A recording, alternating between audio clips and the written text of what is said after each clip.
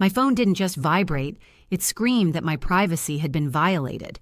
I was in Monterey, 400 kilometers away, sitting in a conference room that smelled like old coffee. This was a critical week for my career. Then the notification flashed. It wasn't a message from my mom, it was an alert from a police impound lot in Progreso, Yucatan. My black Lexus GX, which was locked safely in my garage in Mexico City, had been towed over 400 kilometers away. A line hadn't just been crossed, it had been completely shattered. I stared at the screen, not with panic, but with a cold, sharp understanding. This wasn't a mistake. It was a declaration of war. Leave a comment and let me know where you're listening from and what time it is for you right now. As we are entering 2026, I want to wish you all a powerful new year. Let's make this the year we finally put ourselves first. And if you enjoy these stories, please support the channel so we can keep growing this community together. I stepped out of the conference room and into the hallway. The speaker's voice faded behind the heavy oak doors. My hand was steady as I lifted the phone to my ear. The voice on the other end was professional and distant, the voice of a man who had seen it all. Officer Randall explained the situation with clinical precision. My Lexus had been blocking a private driveway in Progreso for 6 hours. When the homeowners called a tow truck, the people who returned to the vehicle, a man and a woman in their 60s with a younger woman, argued with the driver. They claimed it was a family car. They claimed they had permission. They claimed it was all a misunderstanding. That phrase, family car, hung in the air between us. It implied that my very expensive car, the one I paid for, insured, and maintained, was somehow public property they could use whenever they felt like a weekend at the beach. In the past, I would have panicked. I would have asked if they were okay, apologized to the officer, and offered to pay the fine over the phone just to make the problem go away. But standing there in that hallway, thousands of kilometers from the humid Yucatan coast, I felt a shift inside me. This wasn't a mistake. It was theft disguised as family entitlement. I didn't ask if they were safe. I didn't ask for details. I simply said, "Officer, I am the sole owner of that vehicle. I am currently in Monterey. I did not give anyone permission to take that car out of my garage, let alone drive it across the country. If they have the keys, they got them illegally." There was a pause on the line. The officer's tone changed immediately. He was no longer talking to a confused daughter. He was talking to a victim of vehicle theft. He asked if I wanted them to be arrested. I told him I wanted my property secured. I authorized him to flag the vehicle immediately. 10 minutes later, my phone buzzed with an update. They hadn't just been towed, they had retrieved the car from the impound lot using a spare key they shouldn't have had. They tried to drive back to Mexico City before I could find out, but they didn't get far. Officer Randall informed me that a patrol car had pulled them over on the federal highway. My parents, Thelma and Jerome, along with my sister Bernice, were forced out of the vehicle. I closed my eyes and let the image form in my mind. I pictured them standing on the shoulder of the road, heat rising from the asphalt surrounded by coolers, beach towels, and sandy shoes. I imagined Bernice, the spoiled daughter who had never heard the word no in her life, realizing her charm didn't work on the National Guard. I imagined my mother's outrage, her belief that she could talk her way out of anything, crumbling as the tow truck's hook came down for the second time that day. My phone started lighting up. First my mom, then my dad, then Bernice, then my mom again. The screen flashed relentlessly, a desperate Morse code of panic and rage. They were stranded 300 kilometers from home, probably with no way back, their luggage dumped on the roadside like trash. I didn't feel guilty. I didn't feel sad. I felt the cold, clean satisfaction of a debt finally being settled. I silenced the phone, slid it into my jacket pocket, and walked back into the conference room. I had a business lunch to attend, and for the first time in years, I had absolutely nothing to worry about. Some people might think I was cruel for leaving my elderly parents and sister stranded on the side of a highway in the middle of a heat wave. They might think I overreacted to a simple family misunderstanding. But those people don't know the history of the word no in my family. They don't understand that for my parents, no isn't a boundary, it's a challenge. an insult they feel entitled to tear down. Before I left for Monterey, I didn't just ask them not to drive my car. I explicitly told them the Lexus was off limits.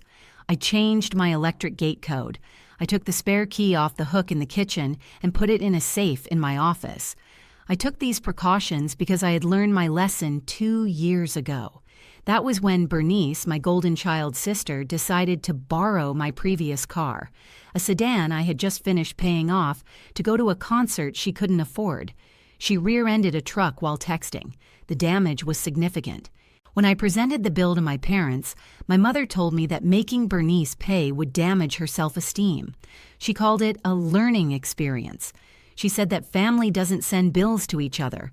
I ended up paying every cent of the deductible and the increased insurance premiums while Bernice posted pictures on social media from the concert I had basically paid for. That was the day the Bank of Pauline officially closed, or so I thought. Sitting in that hotel room in Monterey, staring at the ceiling, I realized I'd been living under an illusion for years. I had been trapped in the sunk cost fallacy of family ties. In economics, a sunk cost is money that has already been spent and can't be recovered. You're not supposed to consider it in future decisions, but humans are irrational. We keep pouring resources into failing ventures because we can't stand to walk away from what we've already put in. I had been paying a family tax my whole adult life. I paid it in silence when they forgot my birthday, but demanded elaborate parties for Bernice. I paid it in cash when I covered emergencies they created themselves. I paid it in patience when they dismissed my career as a hobby while praising Bernice's half-hearted attempts at finding a job. I kept paying because I thought if I just invested enough, I would eventually get a return. I thought if I was reliable, successful, and generous enough, they would eventually look at me and see a daughter instead of a resource. But as I replayed the timeline of this theft, finding the hidden key, bypassing the garage code, driving hundreds of kilometers to a resort town, I finally accepted the truth. There's no return on your investment with narcissists. They don't see generosity. They see weakness. They don't see forgiveness. They see permission. My car wasn't borrowed. It was seized because they truly believed that anything I earned belonged to the family, while anything Bernice wanted belonged to her. The tax was no longer affordable. I was done throwing good money after bad. I wasn't just getting a car back. I was closing the account for good. I landed in Mexico City on a Wednesday afternoon and took a shuttle straight to the impound lot. The clerk behind the counter gave me a look of pity and boredom as I slid my credit card through the glass. The total was a huge sum. I signed the receipt without flinching. Walking toward my Lexus, I felt a wave of sickness, not from the cost, but from the violation. It didn't feel like my car anymore. There was a long, jagged scratch across the passenger door, probably from a beach chair being carelessly dragged against the paint. Inside, the smell hit me instantly. A sickly, sweet combination of tanning oil, stale fast food, and wet dog. Sand was ground into the floor mats. A sticky residue coated the center console. My sanctuary, the one place where I had complete control, had been trashed. I drove straight to my parents' house. I didn't call first. I wanted to see their faces when I pulled up in the vehicle they had stolen from me. I parked in their driveway and walked in the front door. They were all there in the living room, Thelma, Jerome, and Bernice. They looked exhausted. Their sunburns were peeling. They were still wearing the clothes they'd been stranded in. A normal family would have been ashamed. A normal parent would have rushed to apologize, to offer to pay for the damages, to beg for forgiveness. But I didn't grow up in a normal family. I grew up in a hierarchy, and I had just broken the chain of command. Thelma stood up as soon as I walked in. She didn't ask if I was okay. She didn't ask about the car. She pointed a finger at me. Her face twisted with a rage I had rarely seen directed at anyone but a stranger. She screamed that I was selfish. She screamed that I had humiliated them. She asked how I could leave my own family on the side of a road as if they were criminals. In that moment, I finally understood the core of their cruelty. Psychologists call it a narcissistic injury. For a narcissist, a boundary isn't just a line you can't cross. It's an attack on their very identity.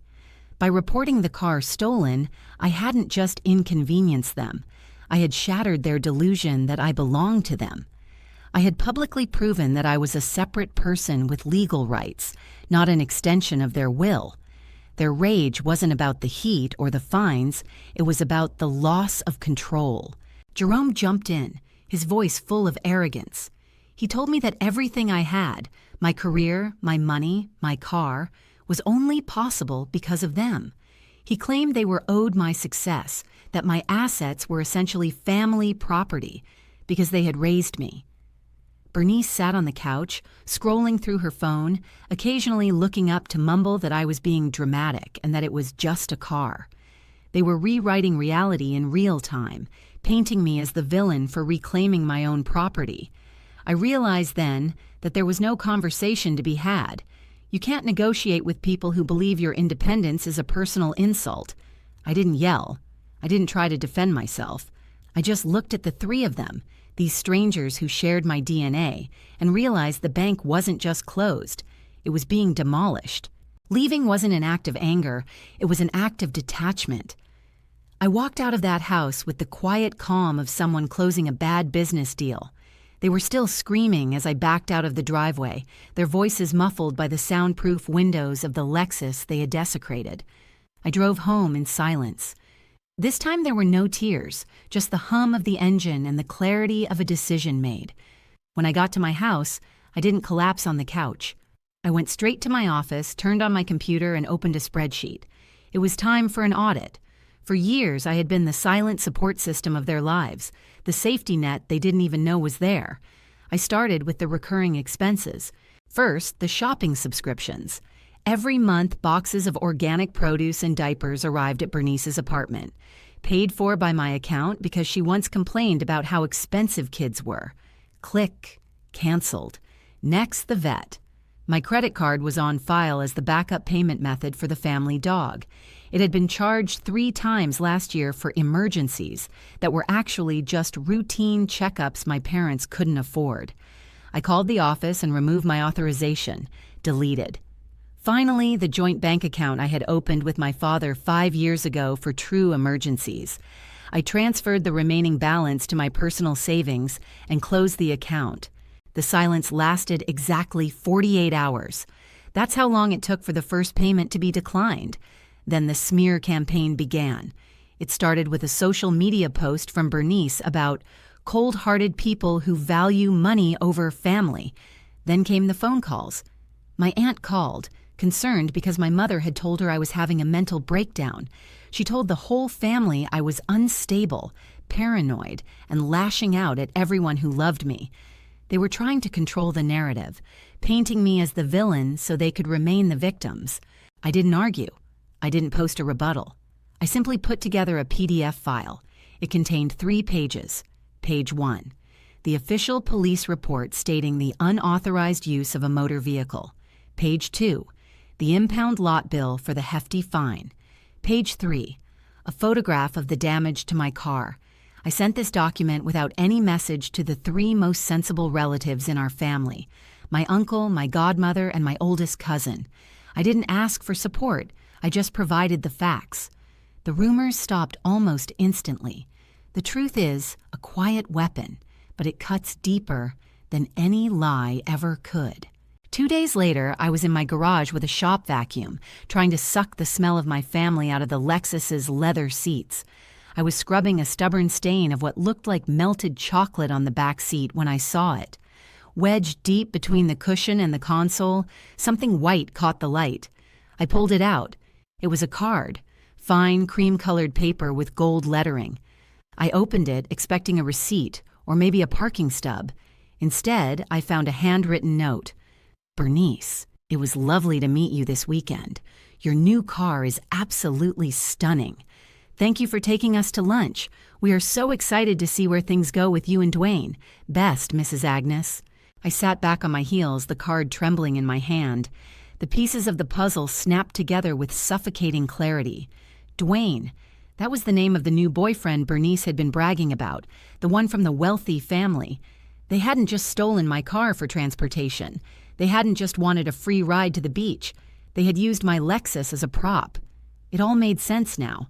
The secrecy, the location, the specific insistence on taking my car instead of renting one. They were staging a life for Bernice. They were presenting her as the successful, wealthy daughter who drove a luxury SUV while completely erasing me. To the wealthy family, I didn't exist. I was just the ghost in the machine, the invisible bank account funding the illusion. In that moment, my understanding of my sister's abuse shifted. She wasn't just spoiled, she was empty.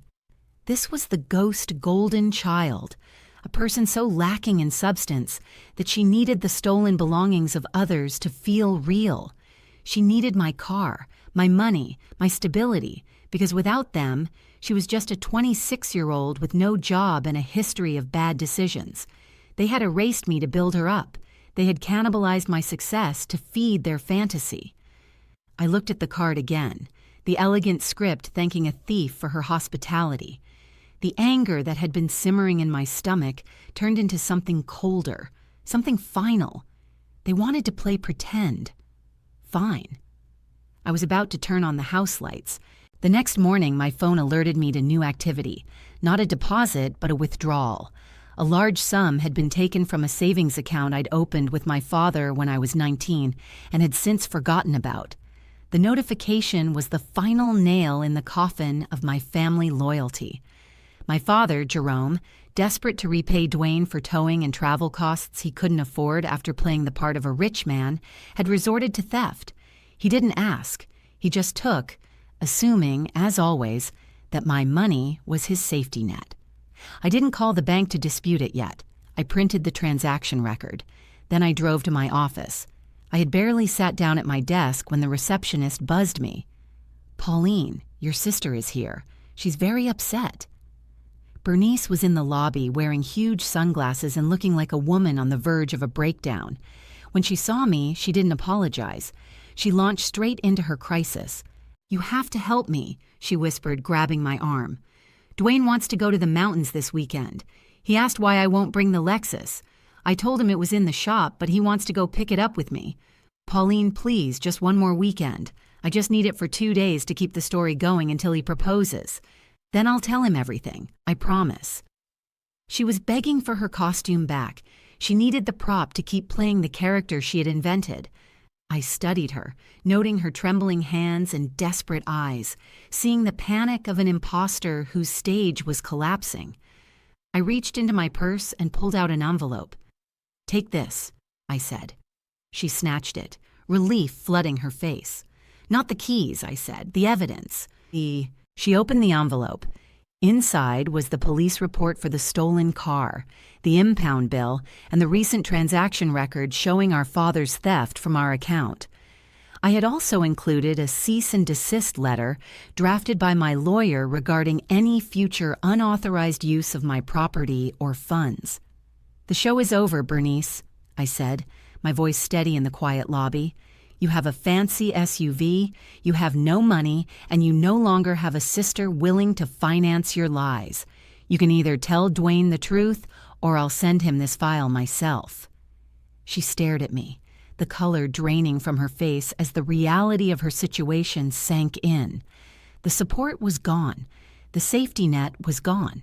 She was standing on her own 2 feet for the first time in her life, and she was terrified. I turned and walked back to my office, leaving her there with the proof of her own fraud in her hands. The fallout was swift and brutal, but it wasn't my burden to carry. When Bernice finally told Dwayne the truth, or rather, when she couldn't produce the car and the lie unraveled under the weight of her panic, the engagement was over before it began. His family, polite but sharp, quietly distanced themselves from a family that faked wealth like a stage play. My parents were furious, of course. They called me every name they could think of. They accused me of ruining Bernice's life, of being vengeful, of destroying the family. But their voices were weak now, filtered through blocked numbers and ignored voicemails. The extended family, the ones who had seen the proof, stopped enabling them. For the first time, Thelma and Jerome had to face the consequences of their own arrogance with no one to catch them.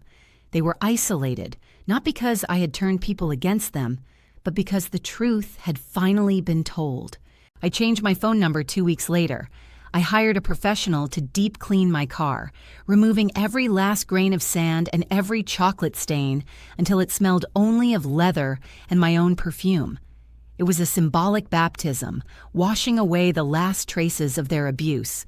Driving home one evening, the sun setting over the Mexico City skyline, I realized how quiet my life had become. There were no more emergency calls demanding money, no more guilt trips over forgotten birthdays, no more anxiety about what boundary they would cross next. The silence wasn't loneliness, it was peace. I had spent years trying to buy their love, paying a tax that only grew over time. Now, the account was closed. I was the villain in their story, yes, but I was finally the hero in mine. And as I merged onto the highway, putting distance between me and the people who had tried to erase me, I didn't look back. I just kept driving, certain that the only person in the driver's seat was me. If you've ever had to break a bond to save yourself, hit that subscribe button.